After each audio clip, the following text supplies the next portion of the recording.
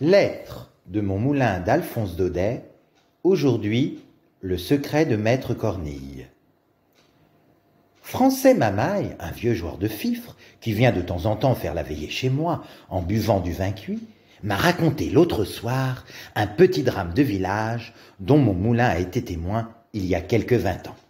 Le récit du bonhomme m'a touché et je vais essayer de vous le redire tel que je l'ai entendu.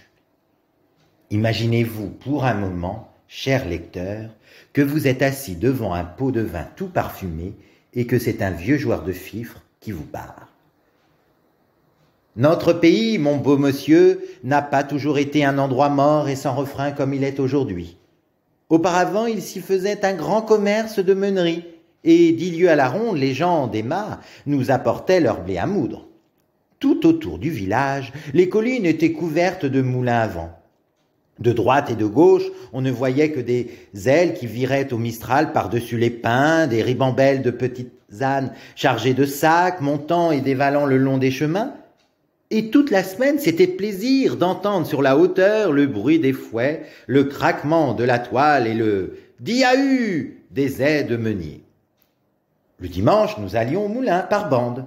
Là-haut, des meuniers payaient le muscat. Les meunières étaient belles comme des reines, avec leurs fichus de dentelle et leurs croix d'or. Moi, j'apportais mon fifre, et jusqu'à la noire nuit, on dansait des farandoles. Ces moulins-là, voyez-vous, faisaient la joie et la richesse de notre pays. Malheureusement, des Français de Paris eurent l'idée d'établir une minoterie à vapeur sur la route de Tarascon. Tout beau, tout nouveau. Les gens prirent l'habitude d'envoyer leur blé aux minotiers et les pauvres moulins à vent restèrent sans ouvrage. Pendant quelque temps, ils essayèrent de lutter, mais la vapeur fut la plus forte et l'un après l'autre, pécaïr, ils furent tous obligés de fermer. On ne vit plus venir les petits ânes. Les belles meunières vendirent leurs croix d'or. Plus de muscat, plus de farandole. Le mistral avait beau souffler, les ailes restaient immobiles. Puis un beau jour, la commune fit jeter toutes ses masures à bas et l'on sema à leur place de la vigne et des oliviers. Pourtant, au milieu de la débâcle, un moulin avait tenu bon et continuait de virer courageusement sur sa butte à la barbe des minotiers. C'était le moulin de Maître Cornille, celui-là même où nous sommes en train de faire la veillée en ce moment. Maître Cornille était un vieux meunier vivant depuis 60 ans dans la farine et enragé pour son état. L'installation des minoteries l'avait rendu comme fou. Pendant 8 jours, on le vit courir par le village, ameutant tout le monde autour de lui et criant de toutes ses forces qu'on voulait empoisonner la Provence avec la farine des minotiers. « N'allez pas là-bas » disait-il. « Ces brigands-là, pour faire le pain, se servent de la vapeur, qui est une invention du diable. Tandis que moi, je travaille avec le Mistral et la Tramontane, qui sont la respiration du bon Dieu. » Et il trouvait comme cela une foule de belles paroles à la louange des moulins à vent, mais personne ne les écoutait. Alors, de mal rage, le vieux s'enferma dans son moulin et vécut tout seul comme une bête farouche. Il ne voulait pas même garder près de lui sa petite fille Vivette, une enfant de 15 ans, qui depuis la mort de ses parents n'avait plus que son grand au monde. La pauvre petite fut obligée de gagner sa vie et de se louer un peu partout dans les mâts pour la moisson, les maniants ou les olivades. Et pourtant, son grand-père avait l'air de bien l'aimer, cet enfant-là. Il lui arrivait souvent de faire ses 4 lieues à pied par le grand soleil pour aller la voir au mât où elle travaillait.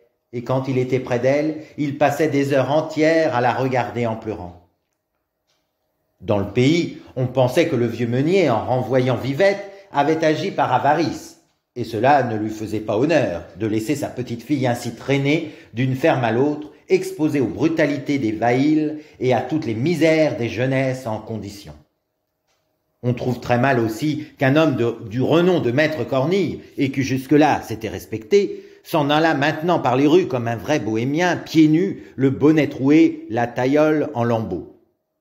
Le fait est que le dimanche, lorsque nous le voyions entrer à la messe, nous avions honte pour lui, nous autres les vieux, et Cornille le sentait si bien qu'il n'osait plus venir s'asseoir sur le banc d'œuvre. Toujours il restait au fond de l'église, près du bénitier, avec les pauvres. Dans la vie de Maître Cornille, il y avait quelque chose qui n'était pas clair. Depuis longtemps, personne au village ne lui portait plus de blé, et pourtant les ailes de son moulin allaient toujours leur train comme devant. Le soir, on rencontrait par les chemins le vieux meunier poussant devant lui son âne chargé de gros sacs de farine. « Bonne vêtre, maître Cornille !» lui criaient les paysans. « Ça va donc toujours la meunerie ?»« Toujours, mes enfants !» répondait le vieux d'un air gaillard. « Dieu merci, ce n'est pas l'ouvrage qui nous manque. » Alors, si on lui demandait d'où diable pouvait venir tant d'ouvrages, il se mettait un doigt sur les lèvres et répondait gravement « Motus, je travaille pour l'exportation. » Jamais on n'en put tirer davantage. Quant à mettre le nez dans son moulin, il n'y fallait pas songer. La petite Vivette elle-même n'y entrait pas. Lorsqu'on passait devant, on voyait la porte toujours fermée, les grosses ailes toujours en mouvement, le vieil âne broutant le gazon de la plateforme et un grand chameigne qui prenait le soleil sur le rebord de la fenêtre et vous regardait d'un air méchant. Tout cela sentait le mystère et faisait beaucoup jaser le monde. Chacun expliquait à sa façon le secret de maître Cornille, mais le bruit général était qu'il y avait dans ce moulin-là encore plus de sacs d'écus que de sacs de farine. À la longue, pourtant, tout se découvrit. Voici comment. En faisant danser la jeunesse avec mon fifre, je m'aperçus un beau jour que l'aîné de mes garçons et la petite Vivette s'étaient rendus amoureux l'un de l'autre. Au fond, je n'en fus pas fâché, parce qu'après tout, le nom de Cornille était en honneur chez nous, et puis ce joli petit passereau de Vivette m'aurait fait plaisir à voir trotter dans ma maison. Seulement, comme nos amoureux avaient souvent occasion d'être ensemble, je voulus, de peur d'accident, régler l'affaire tout de suite, et je montai jusqu'au moulin pour en toucher deux mots au grand-père. « Ah, le vieux sorcier, il faut voir de quelle manière il me reçut. Impossible de lui faire ouvrir sa porte. Je lui expliquai mes raisons tant bien que mal à travers le trou de la serrure. Et tout le diable, tant que je parlais, il y avait ce coquin de chat maigre qui soufflait comme un diable au-dessus de ma tête. » Le vieux ne me donna pas le temps de finir et me cria fort malhonnêtement de retourner à ma flûte, que si j'étais pressé de marier mon garçon, je pouvais bien aller chercher des filles à la minoterie. Pensez que le sang me montait d'entendre ces mauvaises paroles, mais j'eus tout de même assez de sagesse pour me contenir, et laissant ce vieux fou à sa meule, je revins annoncer aux enfants ma déconvenue. Ces pauvres agneaux ne pouvaient pas y croire. Ils me demandèrent comme une grâce de monter tous deux ensemble au moulin pour parler au grand-père. Je n'eus pas le courage de refuser et voilà mes amoureux partis. Tout juste comme ils arrivaient là-haut, maître Cornille venait de sortir. La porte était fermée à double tour. Mais le vieux bonhomme, en partant, avait laissé son échelle dehors, et tout de suite l'idée vint aux enfants d'entrer par la fenêtre, voir un peu ce qu'il y avait dans ce fameux moulin. Chose singulière, la chambre de la meule était vide, pas un sac, pas un grain de blé, pas la moindre farine au mur, ni sur les toiles d'araignée. On ne sentait pas même cette bonne odeur chaude de froment écrasé qui embaume dans les moulins. L'arbre de couche était couvert de poussière, et le grand chat maigre dormait dessus. La pièce du bas avait le même air de misère et d'abandon. Un mauvais lit, quelques guenilles, un morceau de pain sur une marche d'escalier, et puis, dans un coin, 3 ou 4 sacs crevés d'où coulaient des gravats et de la terre blanche. C'était là le secret de maître Cornille. C'était ce plâtras qu'il promenait le soir par les routes pour sauver l'honneur du moulin et faire croire qu'on y faisait de la farine. Pauvre moulin, pauvre Cornille, depuis longtemps les minotiers leur avaient enlevé leur dernière pratique. Les ailes viraient toujours, mais la meule tournait à vide. Les enfants revinrent tout en larmes me conter ce qu'ils avaient vu. J'eus le cœur crevé de les entendre.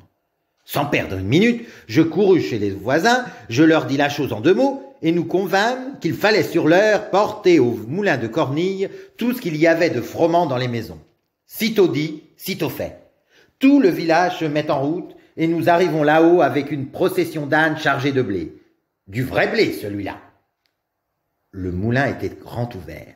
Devant la porte, maître Cornille, assis sur un sac de plâtre, pleurait la tête dans ses mains. Il venait de s'apercevoir en rentrant que pendant son absence, on avait pénétré chez lui et surpris son triste secret.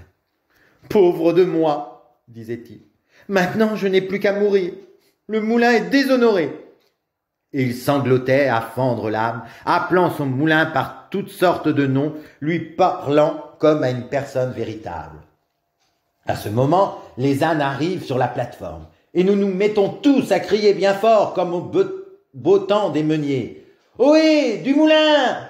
Ohé, maître Cornille !» Et voilà les sacs qui s'entassent devant la porte, et le beau grain roux qui se répand par terre de tous côtés. Maître Cornille ouvrait de grands yeux.